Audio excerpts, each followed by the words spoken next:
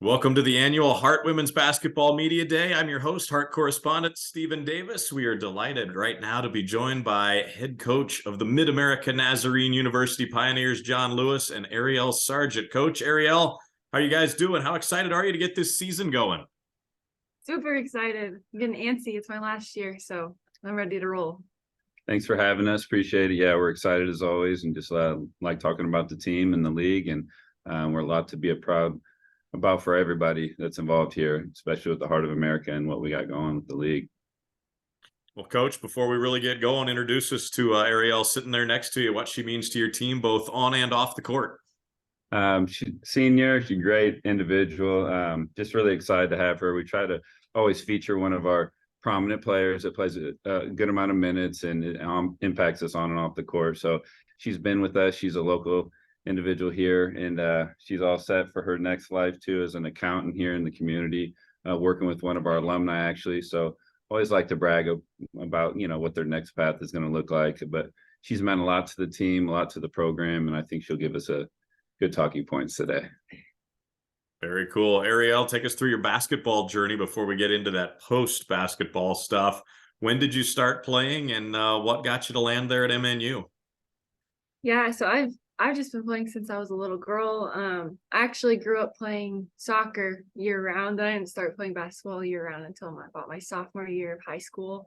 And then I met Coach John through their AAU club, and so we just kind of been communicating, and then all of a sudden they're like, hey, we want you to come play for us, and I was like, okay, yeah, like that's that's exciting.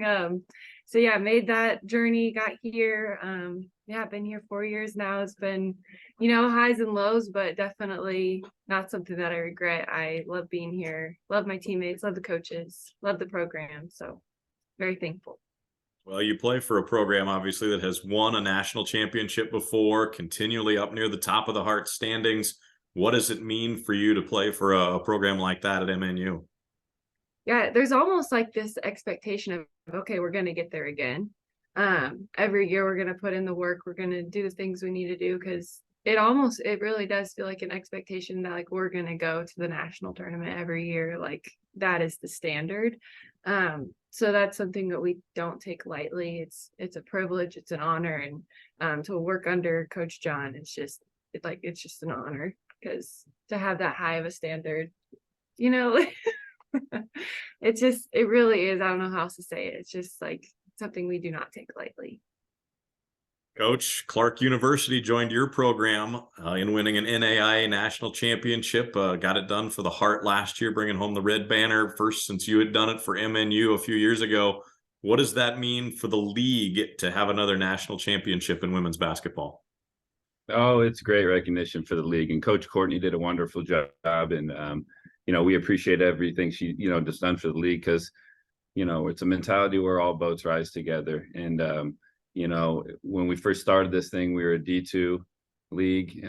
We were just making our way on the national scene when I first got here 13 years ago. And we were getting beat in the first round every year, but there was like, who are these guys? And then Baker, and it kind of extended on, throughout the league, Central Methodist, Clark now, Benedictine always, making a run in the national tournament. Now, I think we started ranked maybe third last year overall, in power rankings for a league. And I can't imagine we won't be number one coming out of the gate this year with a Final Four and a national champion coming out of our league. So just proud of everybody and what they've done. And then I think it's great recognition for all. So you see great coaches coming and staying. You see players not transferring and leaving. And it's not just, everyone getting transfers and doing really well. Clark beat everybody with fifth-year kids that bought into a program and a culture and a way of doing things. And they were all higher character individuals and represented the NAI the right way. And so that's what we all strive to do, win or lose, be good people that strive for bigger and better things on and off the court. Coach, let's look at this year's team. What have you seen from them so far in practice? It's crazy. You never really have the whole team on any given day. It's usually Saturday morning practice is about the only time you see everybody. We have nurses, we have teachers, we have all kinds of things, labs and night classes and gyms and schedules that mix up. So it's fun. Each day you see a different individual kind of rise to the top and lead a group and surprise you. And then on Saturdays, you see everybody together and you see what it really can be. But, you know, you can't put too much stock into the early and or what kids do in practice. Some people are just gamers. They roll out of bed, they can make it happen. They frustrate you all week. And then they put buckets in or they get stops on the defensive end. So we're going to have some opportunities real early here to see what we're about and what we need to work on. And then hopefully we're ready to go when November rolls around. Yeah, those early opportunities. You're flying to Chandler, Arizona. You've got Jessup, Vanguard, and the Masters. I assume that's on purpose to get a look at your team against some good competition right away. Yeah, of course. So, you know, when you talked about where the leagues come from and where is gotten to, our goal back in the day was just to go play every Raider we could in the country. And we go to Jackson, Tennessee and play in the Rotary Classic. And it was a lot of the top teams from all over the country playing.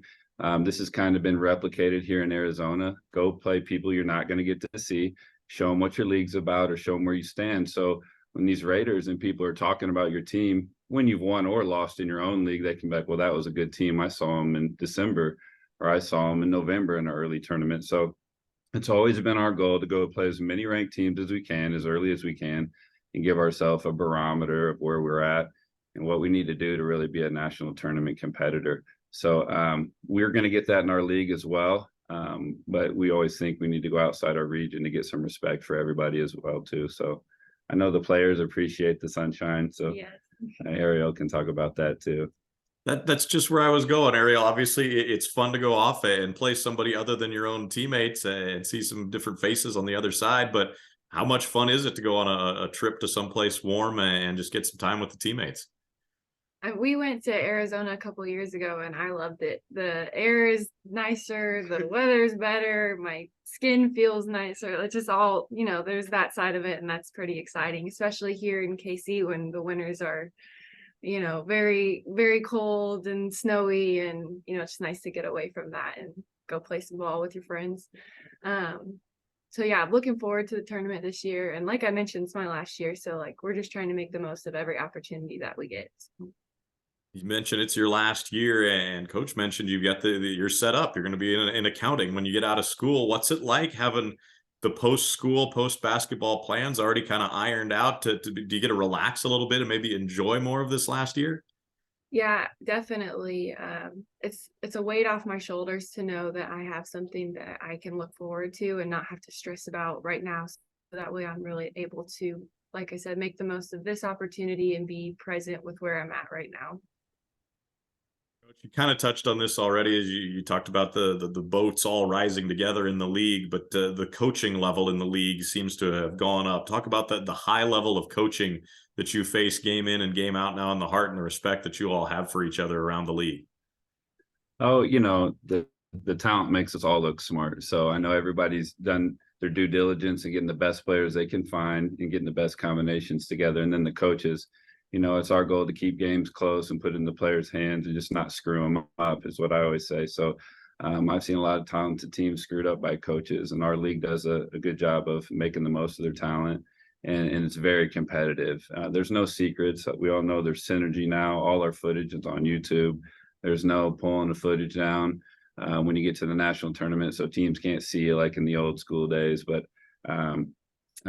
you know, it's a good competitive spirit, and I think people do it respectfully. We know we have our rivalries. The league has grown really big, so there's a lot of traveling overnight games now, which is different. So you know, it's really good. So we're just going to take it one day at a time with the squad and keep it rolling. Coach Ariel, great stuff today. Thank you for the time. Good luck this year. Thank you. Thanks.